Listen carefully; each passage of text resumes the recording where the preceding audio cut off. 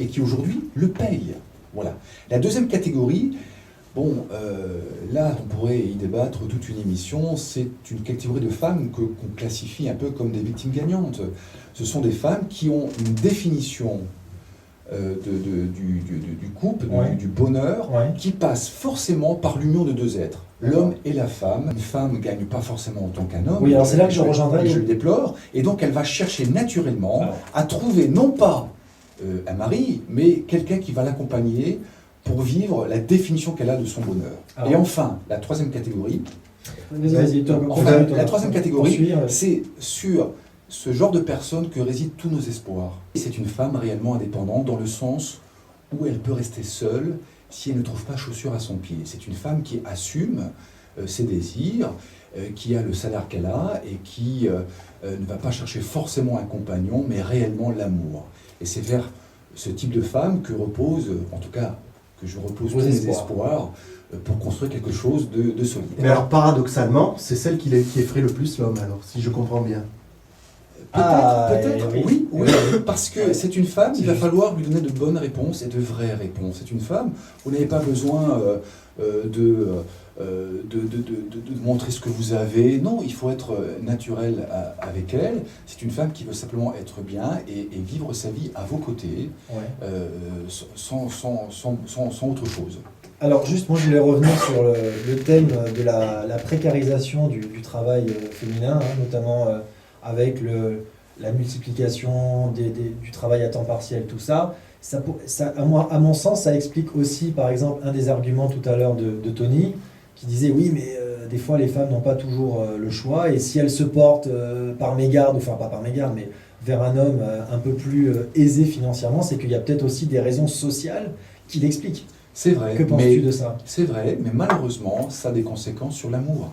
D'accord, oui. Voilà, donc ce livre parle quand même avant toute chose d'amour, et si on fait des compromis pour vivre avec quelqu'un plutôt par rapport à ce qu'il peut représenter à vos côtés, et notamment par rapport à ce qu'il gagne, il ne faut pas s'étonner à un moment donné qu'il y ait des divergences, parce que une vie amoureuse ne passe pas forcément par l'association simplement d'une femme et d'un homme. Il y a tout ce qui va à côté, il y a la construction personnelle de chacun, qui fait qu'il faut quand même avant tout se connaître, savoir ce que l'on veut, avant de s'engager. Oui, mais alors ça fait un peu peur. Enfin, je m'excuse, mais alors, parce que si je te comprends bien, après je te laisse Tony pas. Là, ça veut dire qu'en gros, si je vous ai bien suivi, si je t'ai bien suivi, tu ne conseilles pas, par exemple, le mariage avant 40 ans. Parce que pour qu'un homme soit vraiment construit dans sa vie d'homme et tout ce qu'il y a autour, donc ça veut dire qu'en fait, on ne faut pas se marier avant 40 ans. Raphaël, ou alors j'ai mal compris. Non, Raphaël, c'est très bien. Il y a deux choses où l'homme n'est pas du tout prédestiné, alors que la femme l'est, c'est le mariage et la maternité. Je m'explique. Oui. La maternité, la femme. En mettant les choses dans le bon ordre. Je pense que dès son jeune âge, la femme a une relation privilégiée, la jeune fille a une relation privilégiée avec sa mère, et donc elle est prédestinée à faire des enfants. Nous, l'homme, on ne l'est pas du tout. Et elle est prédestinée, bien sûr, à la vie de couple. Mais il y a un paradoxe. Et au mariage. Ça veut dire que... Un homme peut avoir des enfants pratiquement à n'importe quel âge. Physiologiquement, la femme ne le peut pas. Donc on va pas avoir un problème à un moment donné, là ? À un moment donné, la femme... Non, je sais pas, je lance la question. À un moment donné... Moi, je ne te suis pas dessus, là. Je vois pas le rapport, franchement. Si. Ce que Raphaël veut dire, c'est qu'à un moment donné, l'horloge biologique tourne, et une femme qui veut vraiment un enfant va peut-être chercher à un moment donné un père pour ses enfants. On n'est plus du tout sur la question de l'amour. On sait qu'il y a des femmes qui... Elle le fait pour plus avoir l'enfant. Pour avoir l'enfant. C'est ça que je voulais dire. Voilà. Ouais, ok. Mais moi, je voudrais juste ajouter, pour continuer un petit peu mon acharnement. Non, mais Tony, tu sors. Est-ce que tu pourrais pas mettre aussi une quatrième typologie, c'est la femme abandonnée. La femme abandonnée, tiens. C'est-à-dire, Tony, la femme abandonnée. C'est-à-dire que c'est un homme, une femme qui se rencontrent, ils font des enfants, et au bout d'un moment, l'homme décide que la femme ne lui convient plus, et puis il la quitte comme ça. La femme délaissée, la femme abandonnée, et puis débrouille-toi avec tes gamins, débrouille-toi avec tout, quoi. C'est une question très compliquée. Je veux dire, rien n'est facile, rien n'est établi. Pas une réponse, ça. Oui. C'est pas une réponse. Je pense qu'il y a effectivement autour de la question de l'amour des situations délicates et même désastreuses. Oui, effectivement, il y a des femmes qui sont abandonnées, mais il y a des hommes aussi qui sont abandonnés. Est-ce qu'on n'est pas en train de se dire, est-ce qu'on n'est pas en train de se dire que faire des enfants, c'est un acte important? Et est-ce qu'on est, nous, et je vous repose la question qu'on s'est tous posée d'ailleurs, est-ce que nous les hommes, est-ce qu'on est vraiment prédestinés à faire des enfants? Est-ce qu'on n'a pas tendance à les faire un peu alors qu'on ne devrait pas les faire tout de suite? Est-ce qu'on est vraiment responsable en fait? Quand on est jeune, je pense qu'on est effectivement, l'immaturité la maturité d'un homme, elle n'est pas là à 20 ans, à 25 ans, à 30 ans. La femme, elle sait déjà ce qu'elle veut parce qu'elle est prédestinée par rapport à ça. L'homme, moins. Et je crois qu'il y a besoin d'une préparation, de discussion. L'homme doit faire attention parce qu'il a un pouvoir de reproduction énorme s'il ne le maîtrise pas. Voilà.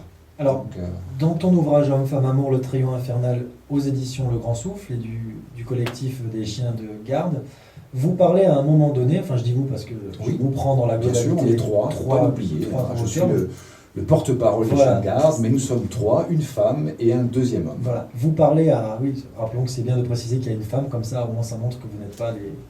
Exactement, pas que des endurcis. Alors vous, à un moment donné, vous parlez de la notion de mode d'emploi. J'ai trouvé ça assez...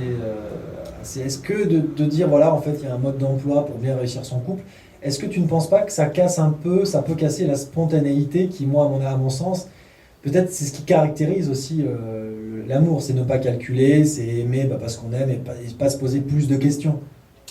Enfin, je lance la question. La spontanéité est une chose importante et je crois que c'est un acte qui définit le véritable amour. L'amour, c'est quelque chose que l'on ressent. Oui, c'est un mode d'emploi, c'est pas paradoxal. C'est une souffrance intérieure parce qu'on est bien, parce qu'on a envie d'être avec l'être cher. Mais ensuite, à la question, qu'est-ce qu'on va faire avec cet être que l'on a rencontré? C'est là où nous disons qu'il est peut-être préférable aujourd'hui de tout se dire et d'essayer de faire ensemble, de définir ensemble un canevas de construction de vie amoureuse. Alors tout se dire, non, c'est pas clair. Qu'est-ce que tu entends quand tu dis tout se dire?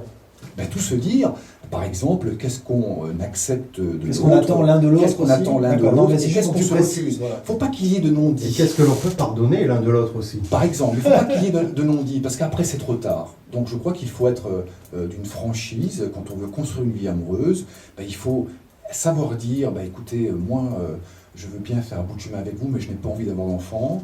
Par contre, moi je veux faire ci avec vous, mais voilà, sachez que je suis très attaché à ce que je fais à côté et je tiens à le continuer. D'accord. Voilà, parce que trop souvent, et quand on est jeune, une fois de plus je le dis, on rencontre l'être cher, on a envie de faire comme tout le monde, on achète sa maison, on se marie, on fait des enfants, puis ensuite on est en train de se rendre compte, mais zut alors, est-ce que c'est ça le bonheur? Est-ce que c'est juste le fait de faire des enfants et de construire sa vie? Est-ce que je suis heureux? Est-ce qu'il n'y a pas des choses dans ma vie que je n'ai pas faites et que j'aimerais faire? Et bien souvent, on se rend compte un peu trop tard. Et c'est là que les choses se compliquent. Ouais. Et qu'on se sent un peu étouffé et qu'on se dit, si c'était à refaire, je ne referais pas la même chose. Par exemple, pour un homme, je pense qu'il est important de savoir vivre un peu seul. Pour se découvrir, pour apprendre à se connaître. Pour tout le monde, même. Pour tout le monde, mais bien sûr. Et je reviens sur cette troisième catégorie de femmes qui, elles, acceptent non pas la solitude, mais de construire sa vie seule tant qu'elle n'a pas à ses côtés quelqu'un qu'elle va sincèrement aimer. En amour, les efforts, c'est mort. Je crois qu'il ne faut pas l'oublier. Oui. Les efforts, pour moi, l'amour, c'est quelque chose... Tony n'est pas d'accord. Je te laisse parler. Vas-y. L'amour, je pense qu'on peut effectivement rencontrer plusieurs partenaires dans sa vie, mais on n'a, je pense, pas l'opportunité ou la chance, on ne peut pas, en tout cas, moi, ça ne m'est pas arrivé, de rencontrer beaucoup de filles avec lesquelles je me sentais vraiment bien. Voilà. Et se sentir bien, c'est être soi-même. C'est être soi-même. C'est être soi-même. C'est quelque chose que l'on ressent plus profond de soi. À partir de ce moment-là, si on a envie de faire un bout de chemin avec cette personne, je crois qu'il est bon simplement de parler et de se dire ce qu'on va accepter ou pas de l'autre. Il ne faut pas oublier quand même qu'à l'origine, la femme restera toujours différente de l'homme. Ouais. Est-ce qu'on pourrait être d'accord avec l'article, une question qu'on peut aussi se poser, est-ce qu'on peut être d'accord avec l'article du Monde il y a quelques semaines qui disait qu'en fait l'infidélité c'était un bon remède au couple qui battait un peu de l'aile. Voilà. On est en train de dire aujourd'hui, trompez-vous, et ça ira mieux demain. Pourquoi? Parce que les pouvoirs publics et nos institutions n'arrivent plus à tenir aujourd'hui le couple comme ils l'aimeraient le tenir. Parce qu'il ne faut pas oublier aussi une chose, c'est que dans notre société aujourd'hui, c'est quand même beaucoup plus simple pour nos institutions de tenir les gens dans une entité qu'on va appeler le couple, avec un seul appartement, toute la consommation... Non mais Thomas, ça c'est la société de consommation, ça n'est pas que le couple, ça. C'est la société dans... Non, c'est la société... C'est le modèle de société sur lequel elle est basée. C'est la définition. Ça n'est pas que le couple. C'est la définition aujourd'hui c'est le consumérisme, par nos institutions, du couple dans lequel tout le monde a le plus de chances de s'y retrouver. Oui, mais ça n'est qu'un hybride du modèle de la société de consommation.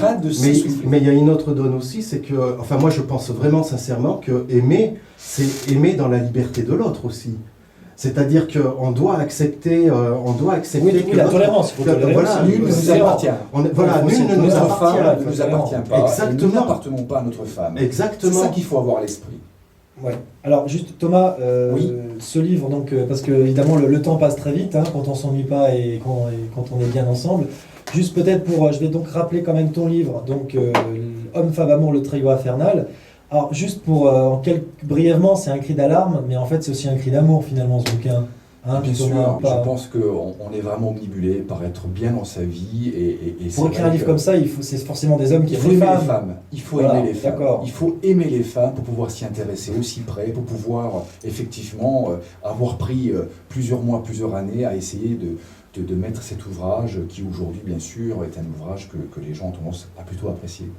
Ouais. Alors, juste encore un petit peu, parce que finalement on a encore un petit peu de temps. Allez, on va grappiller tout ce qu'on peut pour... on nous fait signe 2 minutes, donc on va... Non, alors, on a 2 minutes pour tout dire. Alors, on a 2 minutes Non, je voulais simplement dire si tu avais un message très très court aux jeunes, parce que qui vont lire ce livre, moi j'ai peur qu'ils se disent, pétard, faut surtout pas qu'on se marie, quoi. Non, écoutez, les jeunes, laissez-les vivre. Aujourd'hui, ils ont d'autres préoccupations. Oui, ils sont dans la rue. Comme la retraite. Si ta question a été posée aux 16-18 ans ou 20-25 ans... Ouais.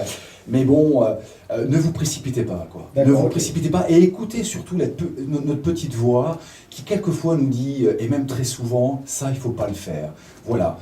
Donc avant de faire des enfants, posez-vous les bonnes questions et ne le faites pas parce que tout le monde le fait et ne le faites pas aussi parce que vous avez une pression de la famille, de votre entourage qui vous explique aujourd'hui, eh bien c'est ça qu'il faut faire, quoi. Non, il y a autre chose à faire. Les enfants, on peut les faire un peu plus tard. Voilà. Bon donc merci Thomas Crob, donc votre ouvrage Homme, femme, amour, le trio infernal aux éditions Le Grand Souffle du collectif des Chiens de Garde. Merci Agora FM, merci à vous.